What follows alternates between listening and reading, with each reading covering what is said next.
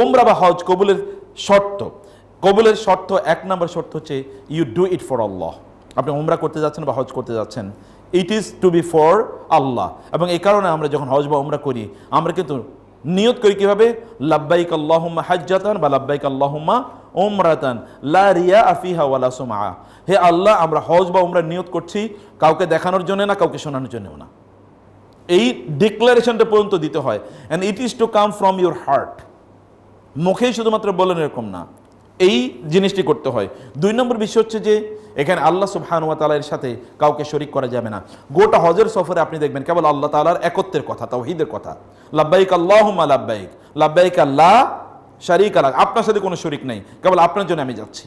আবার আপনি যখন বলেন আল্লাহু আকবার কাবীরা ওয়াল হামদুলিল্লাহি কাসীরা, তখন কেবল আল্লাহর কথা বলেন, আল্লাহু আকবার কাবীরা ওয়াল হামদুলিল্লাহি কাসীরা ওয়া সুবহানাল্লাহি বুকরাতা। দেখেন 3 বারই আল্লাহ, 3টা বাক্য, এবং আল্লাহর জন্য 3টা বাক্য। আবার যখন আপনি বলেন লা ইলাহা ইল্লাল্লাহু ওয়াহদাহু লা শারীকা লা, আবারও লা শারীকা লা, আবারও লা ইলাহা ইল্লাল্লাহ, সব এখানে।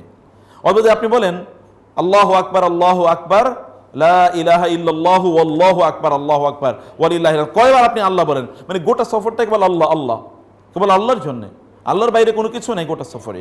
সে কারণে কোনো অবস্থায় যেন আল্লাহর সাথে শিরক না হয়ে যায়। শিরকের একটা দিক হলো রিয়া, শিরকের আরেকটা দিক হলো সেখানে আল্লাহ সুবহানাহু ওয়া তাআলা এর কাছে না চেয়ে আপনি অন্য কারোর কাছে চাওয়া।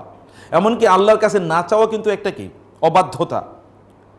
এমন অনেক লোককে আপনি দেখবেন, আল্লাহ তোমার কাছে তো জীবনে কোনো কিছু চাই না, এইবার চাইতেছি তুমি আমার এই জিনিসটা দিও। এরকম অনেক লোকের দেখি অহংকার করে বলে আল্লাহর কাছে আমি জীবনে কোনোদিন চাই না, আমি তোমার চাওয়ার দরকার কি, তুমি তো পুরোটাই আল্লাহর অনুগ্রহের উপরে বেঁচে আছো। এমন কোনো মানুষ আছে যিনি আল্লাহর অনুগ্রহ ছাড়া বেঁচে আছেন? তাকে চোখকে দিয়েছে, তাকে ব্রেন কানকে দিয়েছে, নিঃশ্বাস অক্সিজেন তিনি যে নিচ্ছেন, এটা কার অক্সিজেন? তিনি কি তার বাপের টাকা দিয়ে কিনেছেন, না মায়ের পক্ষ থেকে এটা তাকে গিফট হিসেবে দেওয়া হয়েছে, না পৃথিবীর কোনো মানুষ তার জন্য এটা উৎপাদন করছে? তা তো না, ইট ইজ গিভেন বাই আল্লাহ সুবহানাহু ওয়া তাআলা। আবার অনেকেই তারা বলেন যে আমার জীবনে আমি আল্লাহর কাছে কাঁদি না, কিন্তু ওই দিন আমার কান্না এসেছে। এগুলো অহংকারী, উদ্ধত অথবা ইগনোরেন্ট, অজ্ঞ লোকের এগুলো বক্তব্য।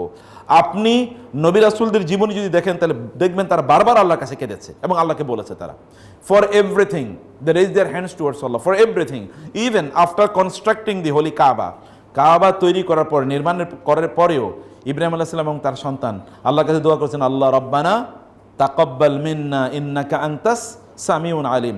আপনি হজ করার পরে মনে করেন না যে আপনি অনেক কিছু করে ফেলেছেন। হজের প্রত্যেকটা পরতে পরতে আল্লাহর কাছে দোয়া করে বলতে হয়, আল্লাহ আমি যে ইবাদত করছি তুমি কবুল করে নাও। কারণ আল্লাহ কবুল না করলে আপনার একটা পণ্ডশ্রম হবে। আল্লাহ যদি কবুল না করেন তাহলে আপনার একটা পণ্ডশ্রম হবে। সে কারণে আল্লাহকে বলতে হবে যে আল্লাহ আপনি কবুল করে নেন। গোটা সফরটা জুড়ে আল্লাহর কাছে দোয়া করা। দোয়া না করাটা একটা কি, আল্লাহর প্রতি ডিসঅবেডিয়েন্স, এটা মাসিয়া, এটা একটা অপরাধ। আল্লাহর কাছে না বলা অপরাধ। সাহাবায়ে কেরামরা তাদের জুতার ফিতা ছিঁড়ে গেল আল্লাহর কাছে বলতেন, সব কেউ তার আল্লাহর কাছে বলতেন। সব কিছু আল্লাহর কাছে বলতে পারাটা, এটা হচ্ছে নবল লোকদের, এটা নবী এবং নবীদের যারা সাথী, মানে সাহাবি, সকল নবীদের সাহাবি, এবং এটা আল্লাহওয়ালাদের, আল্লাহর বন্ধু যারা, তাদের বৈশিষ্ট্য এটা। সব কিছু তারা আল্লাহর কাছে বলে। আল্লাহর সাথে তাদের রিলেশনের লেভেলটা হচ্ছে এরকম, আল্লাহকে তারা সব কিছু বলতে পারে। এরকম একটা মর্যাদা আল্লাহর সাথে তারা সম্পর্ক, মর্যাদাপূর্ণ সম্পর্ক তারা আল্লাহর কাছে তৈরি করেছে। 3 নম্বর যে বিষয়টি দোয়া কবুল, মানে ইবাদত কবুলের জন্য, তাহলে ইবাদতটি হতে হবে সুন্নাহ মোতাবেক। ইবাদতটি হতে হবে কি মোতাবেক?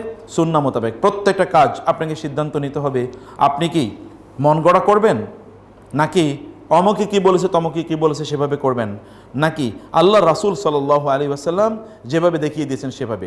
আল্লাহ রাসূল নিজ থেকে এটা করেন নাই। ইব্রাহিম আলাইহিস সালাম যখন আল্লাহর কাছে বাইতুল্লাহ যখন নির্মাণ করলেন এবং তাকে আল্লাহ বললেন আপনি হজের ঘোষণা দিয়ে দেন, তখন তিনি আল্লাহকে বলেছিলেন রব্বানা ওয়া আরিনা মানাসিকানা, ওয়া আরিনা মানাসিকানা, আল্লাহ হজের কাজগুলো কি কি এগুলো আপনি আমাকে দেখিয়ে দেন। Arina, please show me the performances, the rituals of Hajj, এটা আমাদেরকে দেখিয়ে দেন। এবং আল্লাহ সুবহানাহু ওয়া তাআলা তাকে দেখিয়ে দিয়েছিলেন বা তাকে শিখিয়ে দিয়েছিলেন।